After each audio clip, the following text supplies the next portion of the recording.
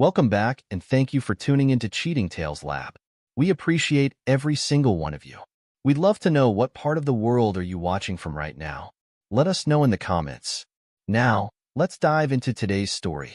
Nathan Pierce stood at his office window, 40 stories above Seattle's bustling financial district.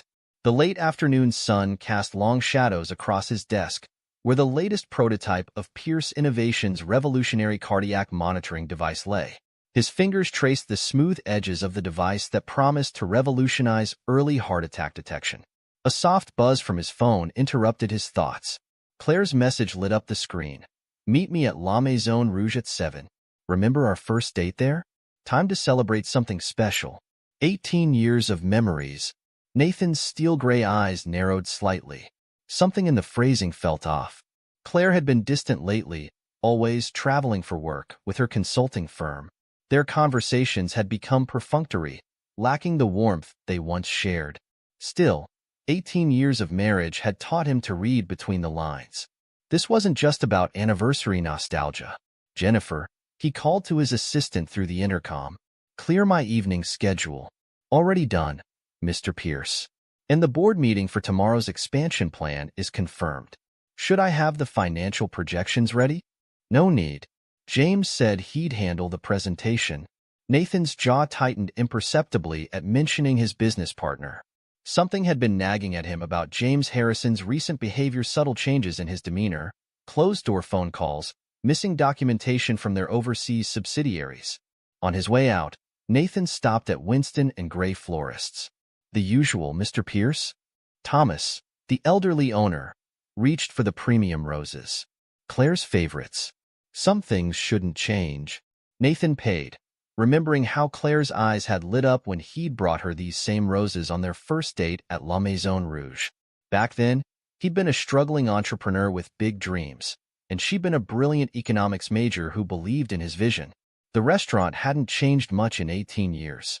Crystal chandeliers cast a warm glow over cream-colored walls, and the soft murmur of conversation mixed with gentle piano music. The maitre d' recognized him immediately. "Mr. Pierce, welcome back. Your wife is already seated." He hesitated slightly. "With another gentleman."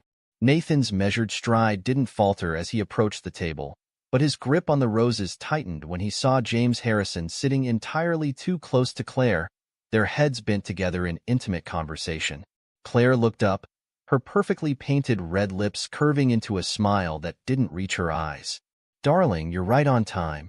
She wore the diamond necklace Nathan had given her for their 15th anniversary, but somehow it looked different on her now, cold, like armor rather than adornment.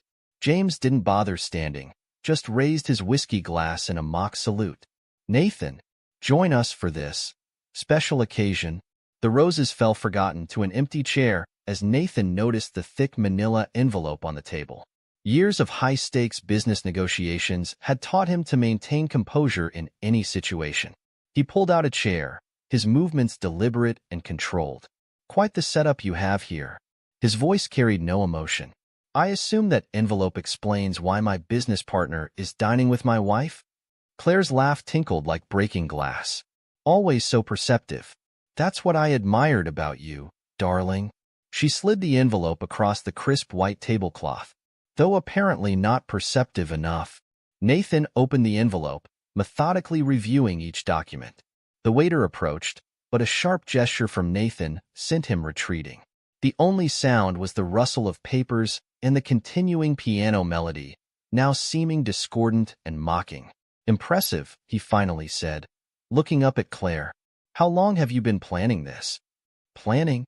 Claire sipped her wine, an expensive Bordeaux that Nathan recognized from their cellar at home. "Oh, this isn't just planning. This is years of careful execution." "Show him the best part, James." James pulled out another document with flourish. "Your recent expansion plan? Every bank rejected your loan applications because they saw some adjusted numbers." His smirk grew wider. "You're not just losing the company, Nathan. You're bankrupt. Don't forget to tell him about us, dear," James added, placing his hand over Claire's. "Oh yes." Claire's smile turned predatory. "James and I have been together for 3 years. He knows how to appreciate a woman with business acumen." All those late nights at the office? We weren't always working on spreadsheets. Nathan sat back, studying them both. Where others might see shock or devastation on his face, there was only cold calculation. Every piece was falling into place. The late-night calls Claire claimed were work emergencies, James's insistence on handling all investor relations, the mysterious withdrawals from company accounts that accounting couldn't explain. 3 years, Nathan repeated softly. Around the time you suggested James should take over our European expansion, he needed full access to our international accounts. Nathan continued, his voice steady. And you, Claire, needed someone on the inside. Tell me, was I always the target? Or did James pick me out for you? Claire's smile faltered slightly at his calm demeanor. Does it matter? Sign the transfer documents, and we can all move on civilly. You've lost, Nathan. Accept it gracefully. Before I sign, Nathan pulled out a pin, his signet ring catching the light. I'm curious about one thing. The Thompson merger last year, that was when you started moving significant shares through your shell companies, wasn't it? James shifted uncomfortably. Just sign the damn papers, Nathan. Don't make this harder than it needs to be. You're right. Why drag this out? Nathan's pen moved across the paper, his signature as strong and confident as ever. I assume my keycard will be deactivated by morning? Sooner, Claire said, gathering the documents. You know, I almost feel bad about this. You did build something impressive. We'll take good care of P0lice Innovations. I'm sure you will. Nathan stood, straightening his tie. Enjoy your dinner. The 82 Bordeaux pairs well with betrayal, I hear. He walked out of La Maison Rouge, past the concerned glances of the staff who'd known him for years. The night air hit his face, but he didn't flinch. Instead, he pulled out his phone and sent a single text. It's done. They took the bait. Behind him, through the restaurant's window, Claire and James clinked glasses, celebrating their victory. They didn't notice the distinguished-looking man at the bar who'd been nursing the same drink all evening, or the woman dining alone who'd barely touched her food while typing constantly on her laptop. Nathan's driver, Robert, opened the car door. Home, sir? No. Nathan checked his watch. Take me to the office. I have some calls to make. Rough night? Robert had been with Nathan for 15 years and knew his moods well. Just the opposite. Nathan's reflection in the car window showed no sign of a man who'd just lost everything. Some people are so focused on winning, they forget to check if they're playing the right game. As the car pulled away, Nathan removed his wedding ring, studying it in the passing streetlights before placing it in his pocket. There would be time for sentiment later. Right now, he had work to do. In the restaurant, Claire was already on the phone with their offshore account manager, her voice thick with triumph. Everything's proceeding as planned. Start the transfers tonight. James watched her with admiration and a touch of fear. He'd seen what happened to people who underestimated Claire P0lice, soon to be Claire Harrison. At least, that was the plan they discussed. Somehow, looking at her now, he wondered if he really knew her at all. The waiter brought their dessert, a chocolate souffle ordered to celebrate. Compliments of Mr. P0lice, he said quietly. He called it in this morning. Claire's hand froze halfway to her wine glass. This morning? For a moment, doubt crept into her perfect plan. She pushed it aside, reminding herself that Nathan had always been sentimental. That's what made him such an easy target. To us, James raised his glass, pushing away his own flicker of unease. And to P0lice Innovations' bright future. Outside, a light rain began to fall on Seattle streets, washing away the last traces of a marriage built on lies and a partnership founded on betrayal. But in his office high above the city, Nathan P0lice was just beginning his real work. The night was still young, and he had 18 years of trust to repay with interest. The cleaning staff noticed him there well past midnight, his office light a lone beacon in the darkened building. If any of them thought it strange to see the CEO working so late, they didn't mention it. They'd grown used to his dedication over the years. What they didn't see was his phone conversation, conducted in hushed tones near the window. Everything recorded? A woman's voice responded, crystal clear, Mr. P0lice. Both video and audio from multiple angles. Agent Rodriguez says it's better than they hoped for. Good.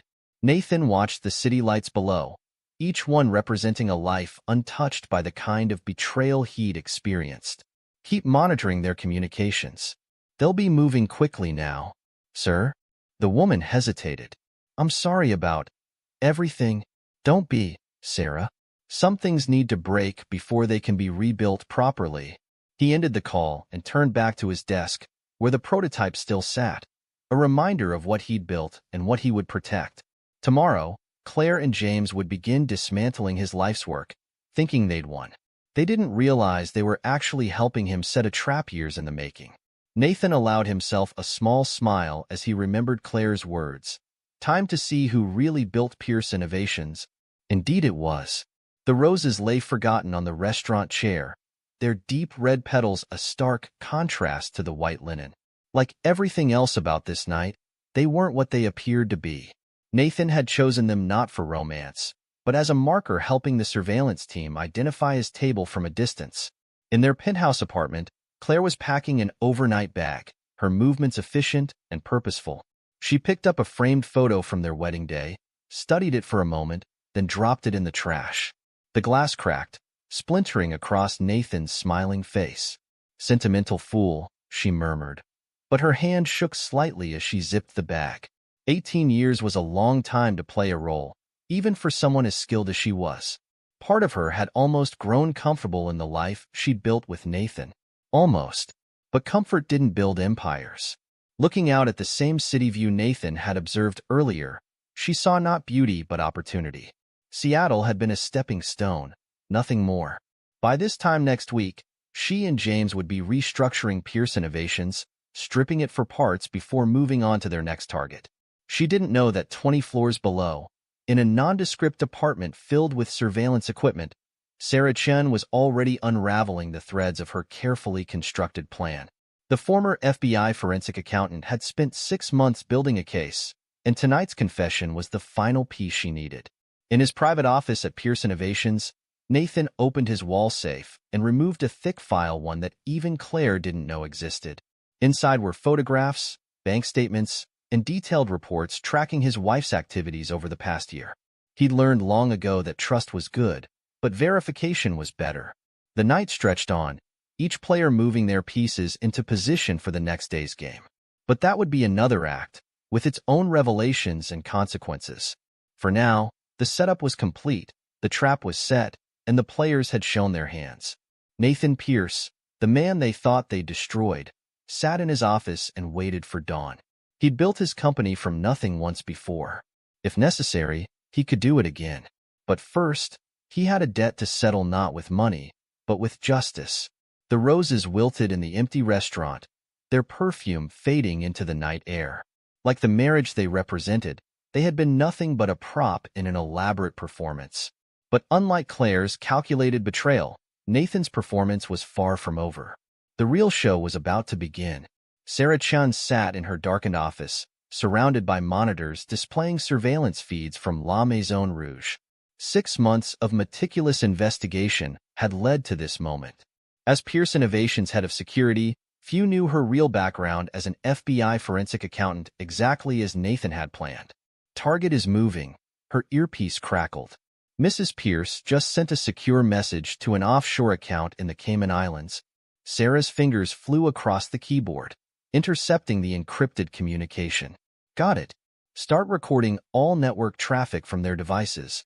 Through the restaurant's cameras, she watched Nathan maintain his composure as Claire and James gloated over their apparent victory. Most men would have crumbled seeing their life's work stolen by their wife and best friend. But Nathan P0lice wasn't most men. 6 months earlier, Ms. Chen, Nathan had said during their first meeting, "I need someone who can follow money trails that don't want to be followed." Sarah remembered studying him across his desk, noting his careful choice of words. "You suspect internal fraud? I suspect something far more elaborate." He'd slid a folder across his desk. "These are discrepancies in our international accounts. Small enough to miss individually, but together, they form a pattern," Sarah finished, scanning the documents. "How long?" 3 years of consistent anomalies. All authorized by my CFO, James Harrison. "And your wife's consulting firm handles your European operations?" Sarah added, connecting the dots. That's quite a coincidence. Nathan's smile hadn't reached his eyes. I don't believe in coincidences, Ms. Chan. Neither does the FBI. Present time. The restaurant surveillance feed showed Claire sliding another document across the table. Sarah zoomed in, capturing every page through the high-resolution cameras they'd installed weeks ago. Transfer papers are being signed, she reported. Agent Rodriguez, are your teams in position? Across the restaurant, Marcus Rodriguez adjusted his tie, the gesture serving to activate his concealed microphone. All units standing by. Let them finish their performance. Rodriguez had been tracking Claire's activities across 3 continents. Pierce Innovations wasn't her first target, but if they played this right, it would be her last. Sir, Sarah spoke into her comm. Mrs. Pierce is accessing her secure email. Should I intercept? Nathan's voice came through, calm and measured. Let it through. Time to see who else is involved in their little scheme. Sarah tracked the email's path as it bounced through servers in Dubai, Singapore, and finally to a private account in Switzerland. The encryption was sophisticated, but she prepared for this. Breaking through their security now, she murmured. These people think they're clever, but they're using a predictable pattern. Got it. The decrypted files painted a devastating picture. Photos, bank statements, corporate documents, evidence of similar takeovers spanning years. But something else caught Sarah's attention. Sir, she said urgently, I'm finding references to previous operations. Other companies, other victims, and death certificates. Too many to be coincidental. Nathan's voice remained steady. Document everything. Agent Rodriguez needs a complete paper trail. In the restaurant, Claire and James were celebrating their supposed triumph. Sarah watched James pour more champagne, his hand lingering too long on Claire's arm. Their confidence was almost pitiable. The money's moving, Sarah reported, tracking multiple transfers. They're routing it through 17 different shells companies. No, 20. All registered in the past 5 years. Rodriguez's voice cut in. Can you trace the endpoints? Better. Sarah allowed herself a small smile. I can prove Claire Pierce owns all of them. She used the same law firm to set up each company. Sloppy. Through her monitors, Sarah watched Nathan stand to leave. Right on cue, Claire and James began making their own preparations to depart. They had no idea that every cell phone tower between the restaurant and their planned meeting spot was now monitoring their communications. Target vehicles are moving, Rodriguez reported. All units maintain distance. Let's see where our happy couple goes next. Sarah switched to traffic camera feeds, tracking 3 vehicles through Seattle's rain-slicked streets. Claire's Mercedes headed downtown, while James took a more circuitous route toward the harbor. They're splitting up, she noted. Classic misdirection. Stay with Claire, Nathan instructed.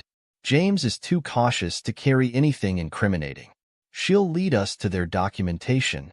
The next hour was a symphony of surveillance. Claire made 3 stops, a private bank, a law office, and finally an unmarked office building near the port. At each location, Sarah's team documented every interaction, every document handled, every call made. Sir, Sarah called up financial records on her screen. I'm seeing a pattern in their previous operations. They don't just steal companies, they destroy them. Systematically drain assets, manipulate stock prices, force bankruptcies. 3 CEOs took their own lives after similar takeovers. Nathan's response was cold.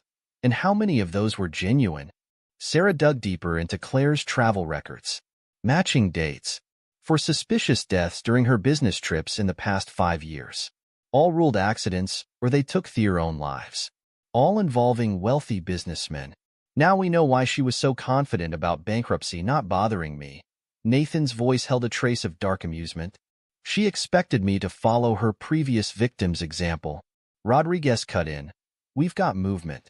Claire's meeting someone at the Riverside office complex. Male, mid-50s, carrying a briefcase. Known associate of several criminal enterprises.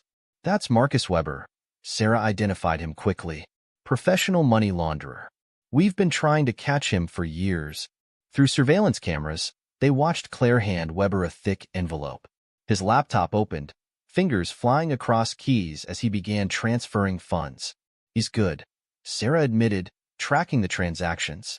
But I'm better. Her own programs began intercepting and documenting every keystroke, every transfer, every account number. Got you, she whispered as the final pieces fell into place. Years of financial crimes, laid bare in strings of numbers and account transfers. Meanwhile, James had reached his own destination, a private marina where a yacht waited. Sarah's facial recognition software identified 3 known criminals among the crew. Their escape plan, Rodriguez observed. Classic route to international waters, then vanish with the money. Not happening tonight. Nathan's voice came through again. Sarah, what's the total? She calculated quickly. Based on currently tracked transfers, just over $300 million. Multiple companies, multiple victims. And that's just what we can prove so far. Enough for RICO charges, Rodriguez confirmed. We've got them. The night wore on. Claire and James eventually reunited at an upscale hotel, clearly pleased with themselves. Sarah's surveillance captured their conversation in the bar. To the end of P0lice Innovations, Claire raised her glass, smirking. And its foolishly trusting founder. James clinked his glass against hers. You played him perfectly, my dear. Though I almost felt bad for him with those roses. Please, Claire rolled her eyes. He was always too sentimental. That's what made him such an easy mark. Just like the others. Speaking of others, James leaned closer. Weber confirmed the transfers are processing. By morning, Nathan won't even be able to afford a cup of coffee. Sarah switched off the audio, her disgust evident. Sir, we have enough. Multiple confessions, documented transfers, connection to previous victims. Not yet. Nathan's voice was steel. Let them finish their performance. Tomorrow, they'll try to access the company accounts. That's when they'll learn what real bankruptcy feels like. Through the night, Sarah monitored their activities while completing her final report. The evidence was damning. Years of careful manipulation, stolen fortunes, destroyed lives, and a trail of convenient deaths. Sir, she said softly, about Claire's previous husbands. I know. Nathan's response held no emotion. I've known for weeks. That's why we had to let this play out exactly as they planned. Trying to stop them too early would have just sent them underground. Dawn approached. Claire and James, confident in their victory, finally retired to their separate rooms. They'd want to maintain appearances until the takeover was complete. Sarah began compiling the final evidence package for the FBI. Financial records, surveillance footage, intercepted communications, offshore account details, everything needed to ensure that this time, Claire's victims would see justice. It's ready, she reported. Agent Rodriguez can move whenever you give the word. Nathan's response was immediate. Not yet. Let them try to access the company accounts first. I want them to feel what real helplessness is like. Sarah understood. This wasn't just about justice, it was about showing Claire and James exactly who they'd underestimated. Morning would bring Act 3, but that would be another chapter. For now, the trap was set, the evidence gathered, and the predators were about to learn what it felt like to be prey. Through her monitors, Sarah watched the hotel's darkness. In separate rooms, Claire and James slept peacefully, dreaming of their ill-gotten wealth. They had no idea that their empire of lies was about to crumble. Sleep well? Sarah murmured, sending the final evidence package to her secure server. Tomorrow's going to be a very long day. In his office, Nathan reviewed the surveillance footage one last time. Every betrayal, every smirk, every confident boast, all recorded and documented. His expression remained impassive, but his eyes held the cold satisfaction of a man who had outmaneuvered his would-be destroyers. The city lights flickered like stars through his window as he considered tomorrow's events. Claire and James thought they were masters of manipulation, experts at destroying lives for profit. They were about to learn that some people don't break when betrayed, they get even. Dawn was approaching, bringing with it the final act of this elaborate performance. But that would be another story, for another time. For now, the pieces were in place, the evidence secured, and justice waited in the wings. The night's rain had stopped, leaving Seattle's streets gleaming like black glass. In her office, Sarah Chin finally allowed herself to rest, knowing that tomorrow would bring its own challenges. The monitors continued their silent vigilance, recording every movement, every transaction, every piece of evidence that would ensure Claire and James would never destroy another life. 1 week after the restaurant meeting, dawn broke over Seattle's private airfield. Claire Pierce checked her Cartier watch, a gift Nathan had given her for their 15th anniversary. In 30 minutes, her private jet would take off for Dubai, leaving behind the ashes of Pierce Innovations. Final checks complete, Mrs. Pierce, the pilot reported. We're cleared for takeoff. Claire nodded, her designer heels clicking across the tarmac. Everything had gone perfectly. The company accounts were drained, assets transferred, and Nathan would soon be yesterday's news. Her phone buzzed. James. Minor delay accessing the last account. Systems acting strange. Claire frowned. James wasn't supposed to access anything until she was safely out of U.S. airspace. Wait for my signal, she texted back. The first sign something was wrong came when she noticed 2 black SUVs pulling onto the tarmac. Then another pair appeared, blocking the runway. Mrs. Pierce? Agent Rodriguez stepped out, badge glinting in the morning sun. I'm afraid your flight's been canceled. Claire's hand moved toward her purse, but a female agent was already there, removing the gun Claire thought no one knew about. Claire Pierce, Rodriguez continued, you're under arrest for fraud, money laundering, and conspiracy to commit murder. You have the right to remain silent. Across town, James Harrison stared at his computer screen in disbelief. Every account was locked, not just frozen, completely inaccessible. His override codes, backdoors, everything, useless. Going somewhere? Sarah Chin's voice made him spin around. FBI agents filed into his office. This is ridiculous, James blustered. I'm the CFO of Pierce Innovations. I have every right to commit fraud. Sarah held up a tablet displaying his account transfers. To assist in multiple murders? Interesting interpretation of fiduciary duty. As agents led him out, James caught sight of Nathan standing in the doorway. You knew, James realized. How long? Long enough. Nathan's voice was cold. By the way, those adjusted numbers you showed the banks? They've been very interested in the real ones. The arrests made international headlines within hours. Black Widow CEO caught in international sting. Corporate killing spree ends. Power couple faces lie. Pierce Innovations founder exposes murderous fraud scheme. At FBI headquarters, Claire sat in interrogation, her perfect composure finally cracking as Rodriguez laid out photograph after photograph. Martin Weber, your first husband, Rodriguez placed the photo. Car accident, 2015. Brake lines mysteriously failed. Claire's manicured nail tapped the table. Tragic accident. Alexander Chun, husband number 2. 2017. Apparent self-immolation except, you have nothing, Claire snapped, but her voice wavered. We have everything. Rodriguez spread out more photos. Businessmen, all dead. All connected to Claire's business trips. Your other victims' families are very interested in reopening these investigations. The death penalty is still active in several of these jurisdictions. Claire's face went ash white. 2 rooms over, James was crumbling even faster. It was all her idea, he babbled. Claire approached me 3 years ago.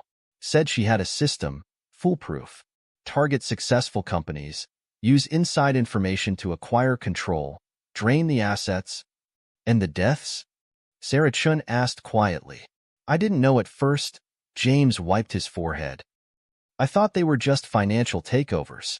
But then I saw patterns. Claire's business trips always seemed to coincide with accidents. How many others? At least 12 companies. But the murders? God, I don't even know the full count. The evidence was overwhelming. Sarah's team had tracked every transaction, every shell company, every offshore account. The total stolen, over $300 million. The human cost, immeasurable. 3 months later, Claire paced her prison cell, her Prada suits replaced by orange coveralls. Her carefully constructed world had shattered. Other inmates whispered about the Black Widow, the woman who killed husbands for profit. The guard found her on a Tuesday morning, unresponsive. The inquiry revealed a poison capsule, somehow smuggled in. Even in death, Claire demanded control. James received 30 years. No poison pills for him, just decades to reflect on choosing the wrong partner in crime. Nathan rebuilt P0lice Innovations, emerging stronger from the crucible of betrayal. The company's new transparency measures became industry standard. Sarah Chun, promoted to COO, helped implement systems protecting other firms from similar schemes. Occasionally, Nathan visited James in prison. Not for closure, Nathan had never needed that. He went to remind James that while some people built things of value, others only knew how to destroy. Claire's death became a cautionary tale in business schools worldwide. Students studied how ambition unchecked by ethics inevitably self-destructed. Her detailed journals, discovered after her death, revealed a sociopath's calculating mind. She'd started small in college, manipulating wealthy students for profit. Each success fed her hunger for more. The FBI created a specialized task force, using lessons from the P0lice case to identify similar long-term corporate infiltration schemes. Agent Rodriguez led the unit, with Sarah Chen consulting on financial forensics. P0lice Innovations' medical devices went on to save thousands of lives. Nathan found poetry in that how an attempt to destroy his life's work had instead made it stronger. The trick, he told young entrepreneurs at a conference, isn't just watching your business partners. It's watching their partners. Trust, but verify. Then verify again. In the end, Claire's elaborate scheme accomplished something she never intended. It created a template for protecting honest businesses from predators like herself. The roses Nathan had brought to La Maison Rouge that night were pressed between the pages of the FBI's case file. A reminder that appearances deceive, and that justice, like revenge, was best served cold. Epilogue.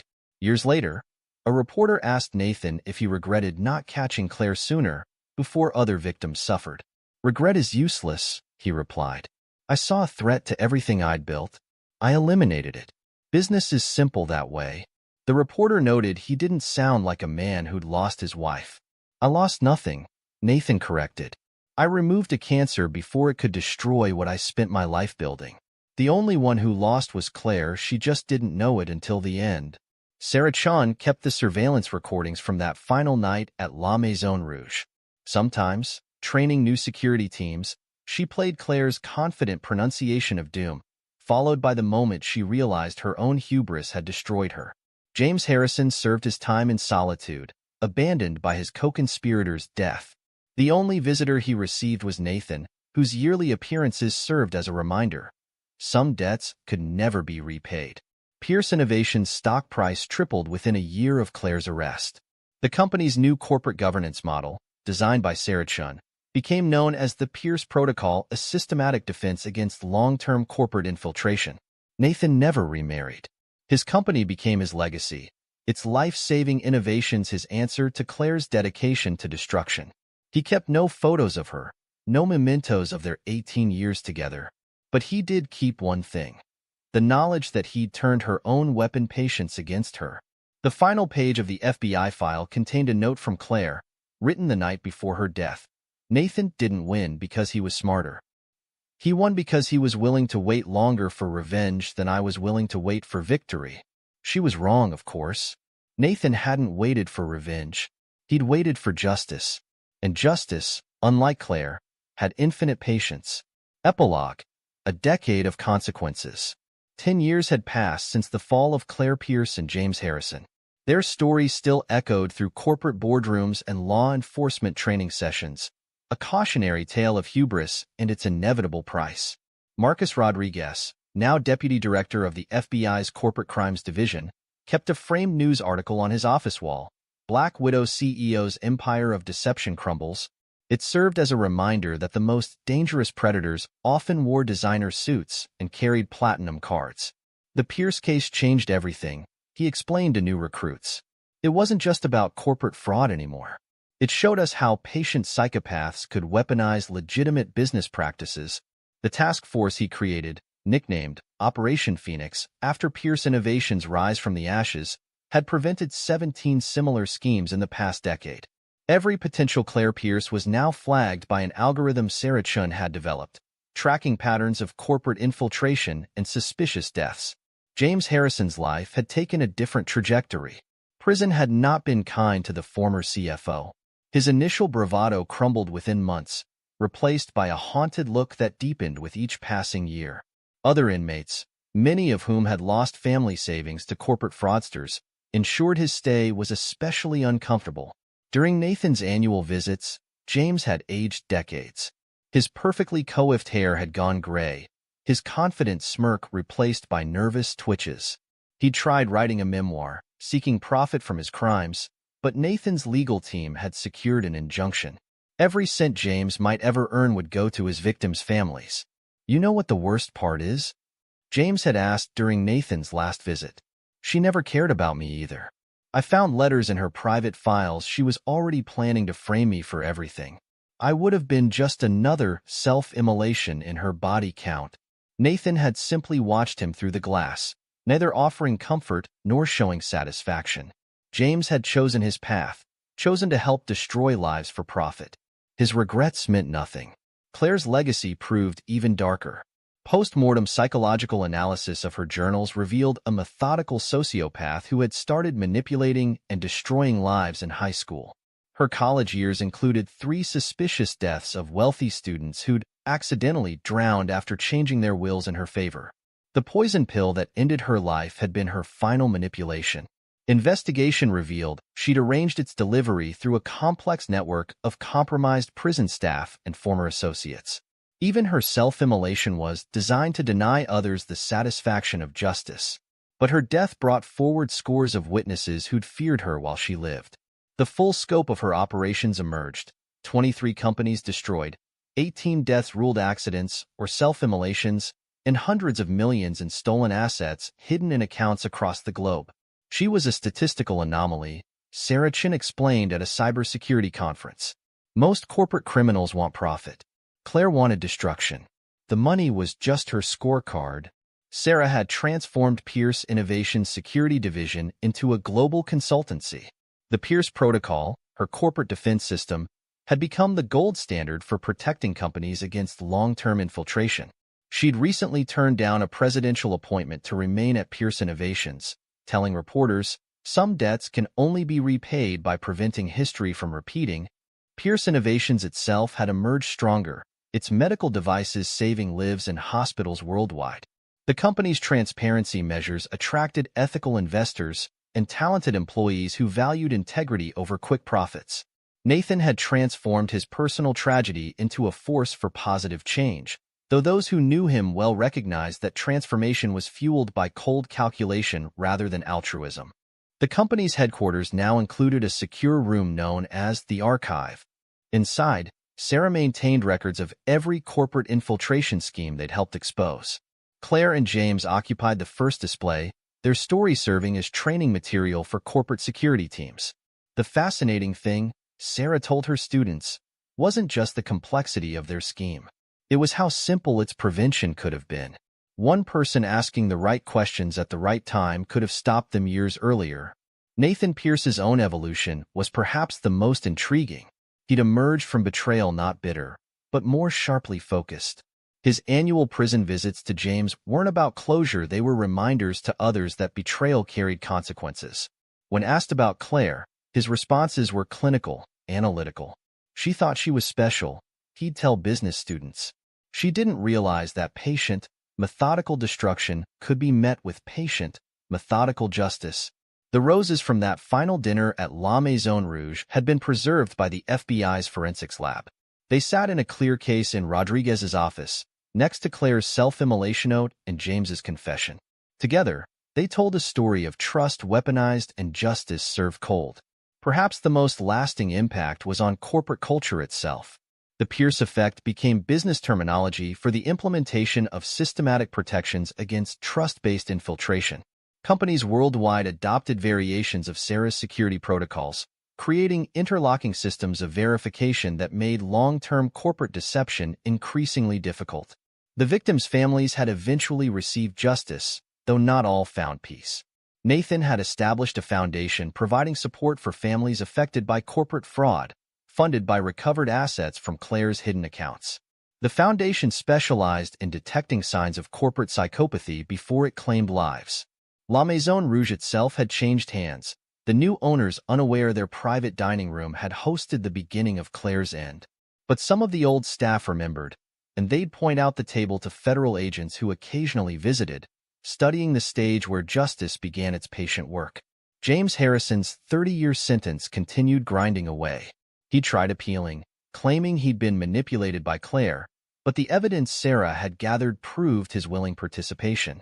His prison counselor noted he still woke screaming some nights, haunted by the faces of executives whose deaths he'd helped orchestrate. Claire's other victims emerged from shadows cast by her crimes. Support groups formed, sharing stories of manipulation and near destruction. Their testimonies helped strengthen corporate security laws, closing loopholes Claire had exploited. Her methods became red flags, studied by forensic accountants and corporate security experts. Nathan had indeed never remarried, but not from lingering attachment. Marriage is a partnership, he'd explained to a journalist. I prefer partnerships with clear performance metrics and exit clauses. His focus remained on building something lasting, something that could withstand any attempt at infiltration or destruction.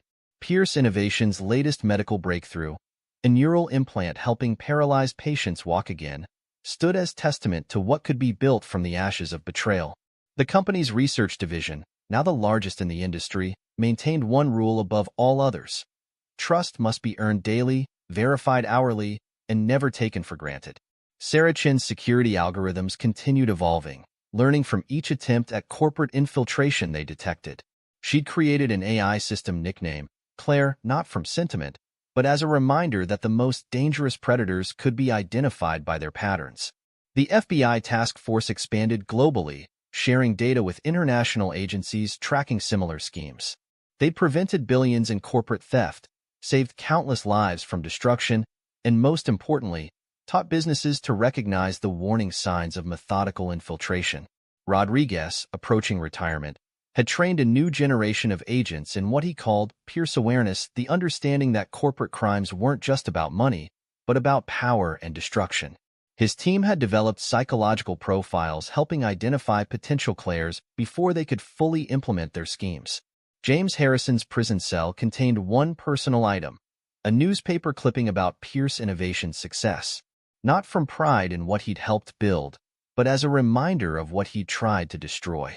His prison counselor noted it represented progress from denying his crimes to acknowledging their impact.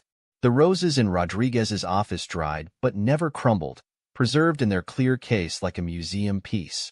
They remained as Claire remained in corporate memory, a beautiful warning of trust misplaced and justice served. Their thorns, still sharp after a decade, reminded visitors that beauty often concealed danger. Nathan Pierce's office overlooked a changed Seattle skyline. P0lice Innovation's new headquarters dominated the view, its transparent glass design a physical manifestation of the company's commitment to visibility and accountability. From his desk, he could see the harbor where Claire had planned her escape, now home to a P0lice Innovations research center. The simple truth, he told corporate security directors, is that trust is a weapon. In the right hands, it builds empires. In the wrong hands, it destroys them. The key isn't avoiding trust, it's verifying it. Continuously, methodically, patiently. 10 years after Claire's fall, her story had become more than a cautionary tale. It was a blueprint for protection, a lesson in patience, and a reminder that justice, like vengeance, was best served cold. The price of trust had been paid in full. This is where our story comes to an end. Share your thoughts in the comment section. Thanks for your time. If you enjoy the story, please subscribe to this channel. Click on the video you see on the screen, and I will see you there.